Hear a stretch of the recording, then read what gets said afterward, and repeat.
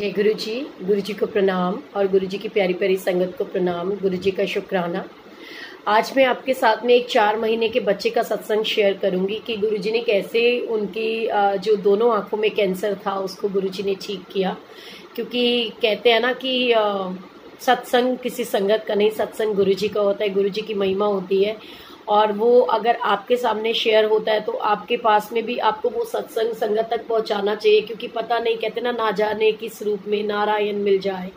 सो किसको किसके माध्यम से सत्संग सुनने को मिले, सत्संग की ब्लेसिंग्स मिले, ये सब गुरु जी को पता होता है। ये सत्संग है एक 4 महीने के छोटे से बच्चे का, जो कि मुझे मालूम नहीं, सेक्टर 9 के सामने एक अपार्टमेंट है जो सेक्टर 9 की मार्केट है, उस अपार्टमेंट में रहते हैं। आज मुझे उनका नाम याद नहीं है। मैं एक बार अपने सेवा पे थी तो भावना आंटी जो है वो मेरे पास आए और उन्होंने बोला कि आंटी ऐसे ऐसे ना इनके घर में सत्संग है, सो आपने ना सत्संग में ज़रूर आना है। तो मैंने उनको बोला कि मेरी संडे मंडे 2 दिन सेवा होती है, तो आंटी नॉट पॉसिबल कि ट्यूसडे का दिन भी मैं सत्संग में जाऊंगी। तो मेरे हस्बैंड ना बिल्कुल अलाउ नहीं करते एंड सॉरी टू से मैं नहीं आ पाऊंगी। लेकिन फिर वो अंकल आंटी जिनका बच्चा छोटा सा था 4 महीने का, उन्होंने भी मुझे जैसे इनवाइट किया कि आपने सत्संग में आना है। तो मंदिर में थी तो मैंने हाँ उनको बोला, मैंने कहा हाँ जी ज़रूर आऊँगी। तो कहते कुछ चीज़ों के ऊपर गुरु जी स्टैंप लगा देते हैं। मेरे मुख से जो निकला था कि हाँ जी ज़रूर आऊँगी, क्योंकि मैं किसी सामने वाले को डिसार्ट नहीं कर सकती। हम जो फैमिली मेम्बर्स होते हैं उनको तो अपनी प्रॉब्लम बता सकते, बट हर संगत के साथ तो शेयर नहीं कर सकते ना।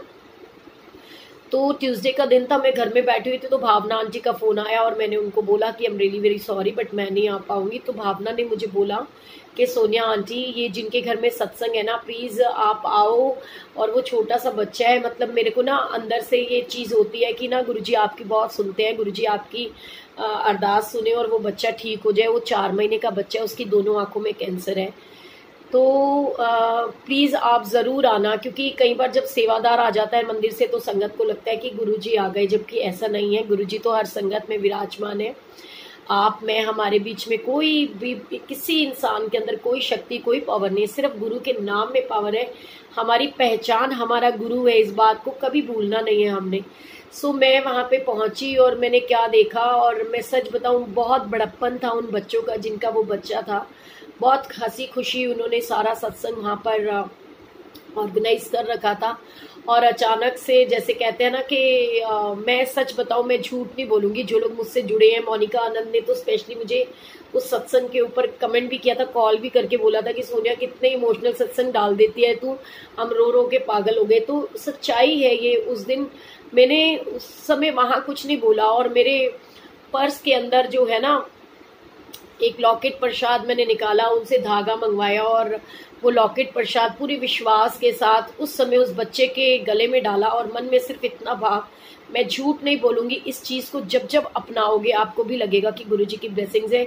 100% सरेंडर के साथ गुरुजी को ये बोलो कि तेरा भाना मीठा लागे। गुरुजी जो इस बच्चे के लिए या जो हमारे लिए बेटर हो वो चीज़ करना, वो मत करना कि जो हम मांग रहे हैं अब वो करना जिसमें हमारी भलाई है।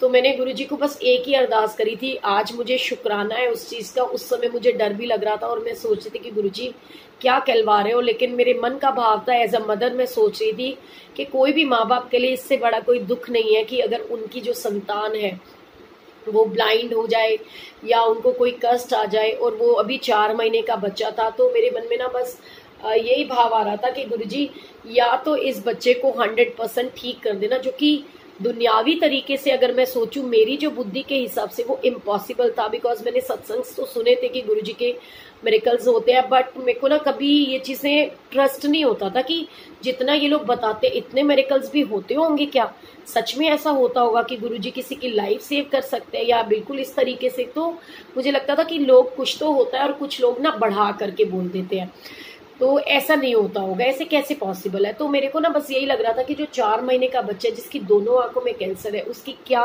लाइफ है। तो उस समय मैंने गुरुजी से सिर्फ इतनी अरदास करी कि गुरुजी वैसे तो सब कहते हैं कि आप बहुत बड़े बड़े मिरेकल्स करते हो और आप कुछ भी कर सकते हो, आप मुर्दे में प्राण डाल सकते हो, बट फिर भी ना मैं सिर्फ इतनी रिक्वेस्ट करूंगी कि या तो इस बच्चे को बिल्कुल ठीक कर देना, और अगर आपको लगता है कि ये ठीक नहीं हो सकता तो इसको माँ की गोद से अपनी गोद में ले लेना। इसको दर दर की ठोकर खाने के लिए मत छोड़ना, क्योंकि वो तो ठोकर खाएगा खाएगा, उसको ठोकर में देख करके माँ बाप को दिन रात जो ठोकरें लगेंगी वो हम सोच भी नहीं सकते। वो हमारी इमेजिनेशन से बाहर की चीजें होती हैं। क्योंकि आज एक बहुत बड़ा कड़वा सत्य है कि हम लोग अपने अपनों से प्यार तो बहुत करते हैं, कोई नहीं चाहता कि मेरे बच्चों को या मेरे माँ बाप को या मेरे हस्बैंड को या मेरी वाइफ को कोई दुख तकलीफ आए या कोई किसी की मृत्यु हो, कोई नहीं चाहता। लेकिन एक्चुअली में जो कठोर सत्य है वो सत्य क्या होता है कि किसी को अगर एकदम से, मैं आपके सामने बैठी हूँ, अगर आप मुझसे प्यार करते हो तो मैं मर जाऊंगी ये न्यूज़ आपको मिलेगी ना, तो आपको कितने दिन के लिए दुख होगा? थोड़ी देर के लिए या एक दिन के लिए या 2 दिन के लिए। जिनकी मेरे साथ मीठी यादें जुड़ी होंगी उनको तो बहुत दुख होगा, 2 4 5 दिन के लिए वो सैड रहेंगे। और जिनके साथ कड़वी यादें जुड़ी होंगे वो कहेंगे चंगे से आपा मुखिया। लेकिन अगर जो मुझे बहुत प्यार करते हैं वो मुझे इस स्थिति में देखेंगे कि मैं बिल्कुल लाचारों की तरह पड़ी हूँ और मैं उठ बोल नहीं सकती, बैठ नहीं सकती, तो वो ज्यादा दुख लायक होगा, वो ज्यादा दुख होगा उसका। क्योंकि मरे हुए व्यक्ति के लिए तो थोड़ी देर के लिए रोता है इंसान और भूल जाता है। क्योंकि ये सच्चाई है, आप माने या ना माने, जब हम शमशान घाट के अंदर होते हैं ना तो हमारी फीलिंग्स होती है हाय गुरु जी, या हम किसी की क्रिया में होते हैं तो हम सोचते हैं हाय आज के बाद हम बुरा काम नहीं करेंगे, ऐसे नहीं करेंगे, वैसे नहीं करेंगे, अंतिम यात्रा तो यही है, देखो एट लास्ट यही होता है। लेकिन बाहर निकलते ही हम सब वैसे ही हो जाते हैं। तो बस ठीक वही चीजें इमेजिन करते हुए मैंने कहा गुरुजी या तो इस बच्चे को ठीक कर देना या फिर माँ की गोद से अपनी गोद अपने आंचल में उसको ले जाना। इसको दर दर की ठोकरें जो है खाने के लिए मजबूर मत करना। और गुरुजी की इतनी ब्लेसिंग्स हुई कि वो बच्चा अब बिल्कुल ठीक है। और एक बार की बात है कि वो अंकल आंटी बड़े मंदिर के अंदर आए, और मैं सच बता रही हूँ कई बार कुछ चीजें गुरु मुंह से निकलवा देता है। तो उस दिन ना मेरे मुंह से ना अपने हस्बैंड को ऐसे निकला, मेरे को कहीं जाना था तो मैंने ना जैसे मंदिर में मैं थोड़ा लेट पहुंची या जो भी, तो मेरे मुंह से ये निकला, मैंने कहा कि ऐसे ऐसे ना फलाने अंकल के घर में सत्संग था। तो बोले कि उसका तो ऑपरेशन था आज। बोले हाँ ऑपरेशन था, बट वो डॉक्टर ने ना पोस्टपोन कर दिया है। तो मैं, क्योंकि मुझे पता था गुरुजी मुझे माफ करे, मैं किसी सत्संग में गई थी, लेकिन मैंने उनको ना उस बच्चे का, क्योंकि फैमिली मेंबर्स का पता होता है कि कहाँ वो किस चीज के लिए फ्लेक्सिबल हो जाते हैं। तो मैंने कहा उनके घर में ना सत्संग है, उसका सत्संग ऑपरेशन गुरुजी ने पोस्टपोन कर दिया, तो वो शुक्राना का ही सत्संग है कि चलो इसमें भी कोई भलाई होगी कि गुरुजी ने ऑपरेशन पोस्टपोन कर दिया। तो थोड़ी देर बाद जब अंकल आंटी आते हैं तो मैं देख करके उनको हैरान हो जाती हूँ कि मंडे का दिन ये कैसे आ गए, इनके तो बच्चे का आज ऑपरेशन था। और वही बात हुई कि कहते ना हम कई बार दूसरों को कुछ भी झूठ में बोलते हैं तो गुरु तो 1 मिनट के अंदर झूठ को भी सच बना देते हैं। सो वही बात हुई, उन्होंने आकर के बोला कि आंटी आज तो ना इसका ऑपरेशन था लेकिन वो उन्होंने पोस्टपोन कर दिया, बोले अभी नहीं करेंगे। और फिर थोड़े दिन बाद मतलब ऐसे ही ये सिलसिला चलता रहा और मुझे पता चला कि गुरुजी की कृपा से अब वो बच्चा बिल्कुल आउट ऑफ डेंजर्स है। उसकी दोनों मतलब जो आंखों का कैंसर है वो ठीक हो चुका है, मीन्स 90% वो बिल्कुल ओके है। थोड़ा बहुत जो कसर होगी वो भी अब तक तो गुरुजी ने ठीक कर दिया होगा। ये तब का सत्संग है जब गुरुजी ने मुझे उनके घर सत्संग में बुलाया, और उसके बाद का ये हम लोग काफी टच में रहे। लेकिन कहते हैं ना एक समय आता है, एक समय के बाद में सारी चीजें गुरु संगत के भी बहुत सारे लोग कहते हैं, बहुत सारे लोग जुड़ते हैं, बहुत सारे लोग हमसे बिछड़ भी जाते हैं, क्योंकि हर संगत के साथ कनेक्ट करना बहुत मुश्किल होता है। सो लख लख शुक्राना, ये मेरी अपनी आंखों का देखा हुआ रियल सत्संग है जहाँ गुरुजी की कृपा से वो जो छोटा सा बच्चा 4 महीने का, उसकी दोनों आंखों का कैंसर रियल में गुरुजी ने ठीक किया और वो अपने माँ बाप के पास है। अब तो वो बच्चा मतलब उसका बर्थडे का सत्संग हुआ था, उन्होंने मुझे इनवाइट किया था, फर्स्ट बर्थडे था लेकिन मैं नहीं जा पाई। अब तो वो 2 साल का हो चुका होगा, 2-2.5 साल का। सो गुरुजी की बहुत बहुत ब्लेसिंग्स है। और इसी प्रकार हम लोग एक दूसरे के लिए ब्लेसिंग्स गुरुजी से मांगते रहे, क्योंकि कलेक्टिव प्रेयर्स में बहुत ताकत होती है। लेकिन अगर वो सच्चे दिल से प्रेयर की जाए किसी के लिए तो वो प्रेयर्स जरूर गुरुजी जो है कबूल करते हैं। और गुरुजी की बहुत सारी ब्लेसिंग्स और बहुत सारा आशीर्वाद सारी संगत के साथ हमेशा बना रहे। गुरुजी मेहर करें, सबके ऊपर कृपा करें। और एक सत्संग में आपके साथ में और शेयर करती हूँ। ये सत्संग है और ये आंटी हमारे साथ में सत्संग शेयर कर भी चुकी है, जहाँ पर ऐसे ही ठीक छोटा सा बेबी था जिसको गुरुजी ने ब्लेस करा। आज वो इस समय तकरीबन 2.5 साल का हो गया है। तो ये परनीत कौर आंटी का सत्संग है। मतलब जो मेरा एक्सपीरियंस है इस सत्संग के बीच में मैं वो आपके साथ में शेयर कर रही हूँ कि एक बार संडे की सेवा पे थी मैं, तो मैंने क्या देखा कि जैसे मेरी सेवा पेंट्री में होती है, तो वहां पर पेंट्री के पास में ना चेयर्स होती हैं, तो वहाँ चेयर्स पे वो आंटी बैठी हुई थी और बट ऑब्वियस की जो भी माँ होती है अगर उसको कोई प्रॉब्लम होती है या कोई भी बच्चा होता है तो गुरु के पास जब वो पहुंचता है तो उसकी आंखों से अश्रुधार बहती बहती है। और मैंने देखा कि वो बच्ची बहुत दुख में थी, परेशान हो रही थी, रो रही थी। तो उस समय में मैंने उससे पूछा और जा करके मतलब उनको गुरुजी का लॉकेट प्रसाद दिया। और मतलब मैं उनसे बात कर रही थी तो वो कुछ बोल नहीं पा रही थी, मीन्स वो बोल नहीं सकती थी उस समय। और गुरुजी ने कहते ना कि कोई समय होता है ऐसा कि हमारे कोई कष्ट का टाइम होता है, तो उस समय सॉरी वो लेडी बिल्कुल मतलब बिल्कुल जैसे गूंगा होता है ऐसे थी, वो नहीं बोल पाती थी।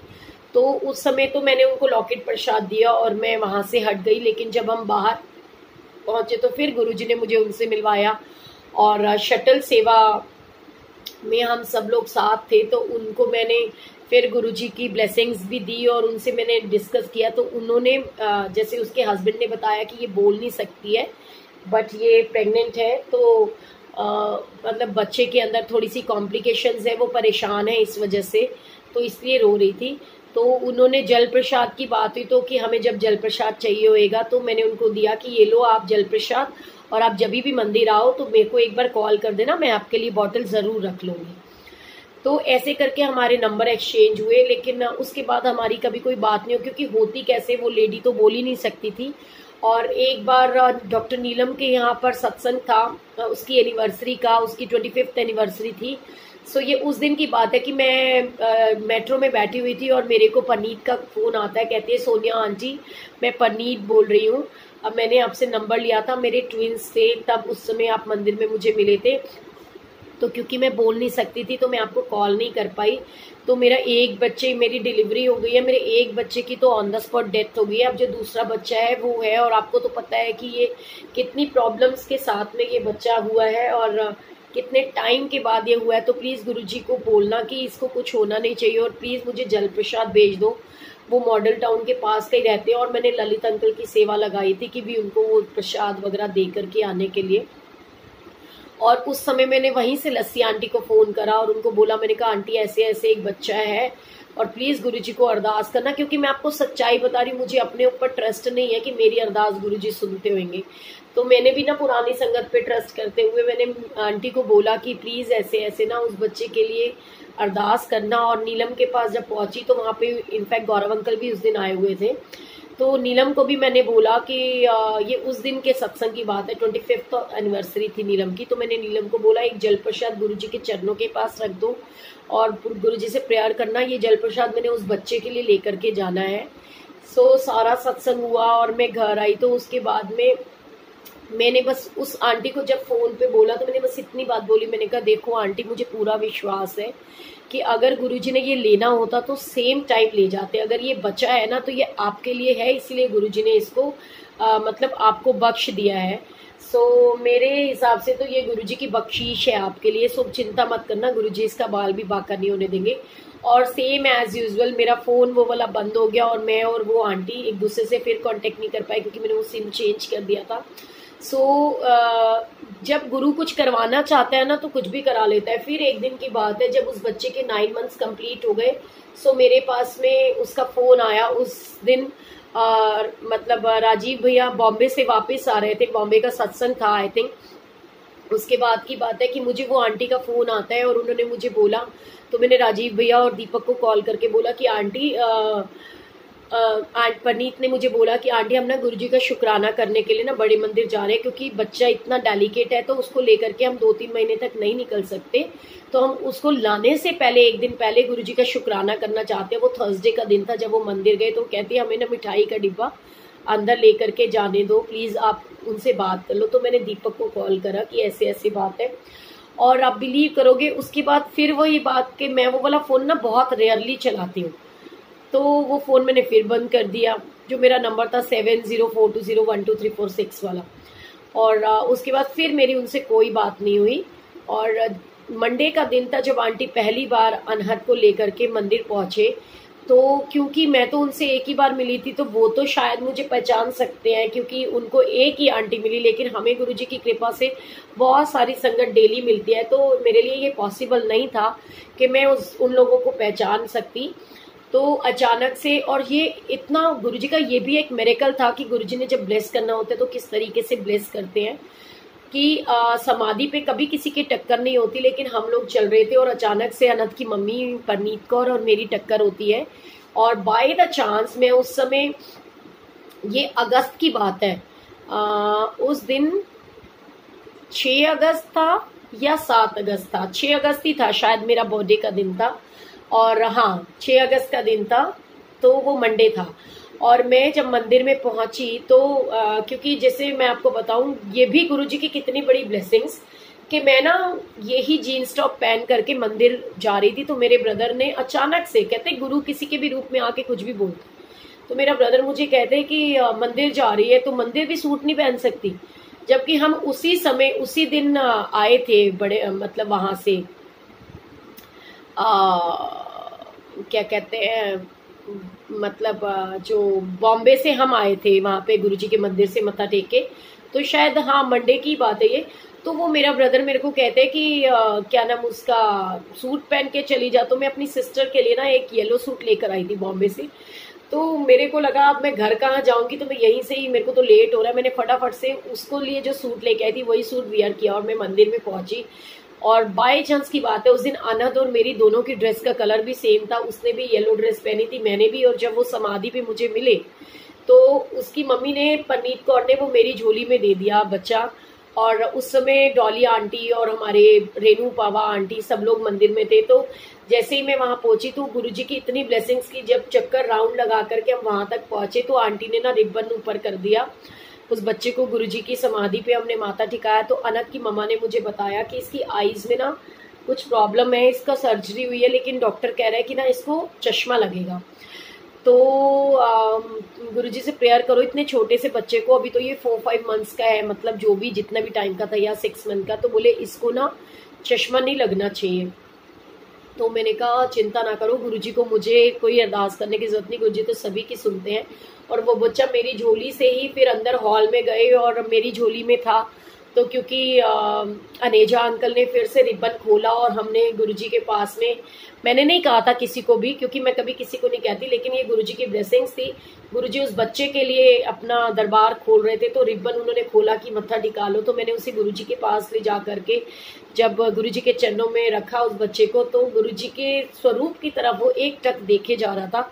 और फिर उसके बाद में मेरे मन ये भाव आया और मैंने परनीत को बोला, मैंने कहा देखिए इतने तरीके से जो गुरुजी को देख रहा है ना, तो गुरुजी ने, इसने जो एक टक नजरें गुरुजी से मिलाई है ना कॉन्टिन्यूस, तो गुरुजी अब इसकी आंखों पे कोई असर नहीं होने देंगे और गुरुजी की ब्लेसिंग से वो बिल्कुल ठीक हो जाएगा। और वही बात हुई, वो बच्चा बिल्कुल ठीक ठाक है और परनीत ने अपना सत्संग आपके साथ में शेयर किया ही है और अब परनीत बोल भी पाती है। तो गुरुजी की बहुत सारी ब्लेसिंग्स है। ये 2-3 मिरेकल तो मेरी लाइफ में मेरे सामने हुए हैं जिनकी खुद मैं साक्षी हूँ। और परनीत ने ये प्रॉमिस भी किया था कि नेक्स्ट टाइम जब वो सत्संग में आएगी तो करने सत्संग शेयर, तो वो आपको अनहद से मिलवाएगी। बहुत ही क्यूटी पाई है वो। एंड गुरुजी की बहुत सारी ब्लेसिंग्स है। ऐसे ही गुरुजी सबको ब्लेस करते रहे। शुक्राना गुरुजी का, शुक्राना आप सबका। सो हिम्मत नहीं हारनी, गुरुजी से प्रेयर करनी है कि जो आपका मन करे, जो हमारे लिए अच्छा हो वो कीजिए, क्योंकि कहते ना लोका दे सहारे बड़े होंगे, मेरा ते सहारा एक तू है। तो गुरुजी जिसका सहारा होते हैं उन्हें किसी और सहारे की जरूरत नहीं होती। So thank you so much. जय गुरुजी, शुक्राना गुरुजी, लव यू ऑलवेज।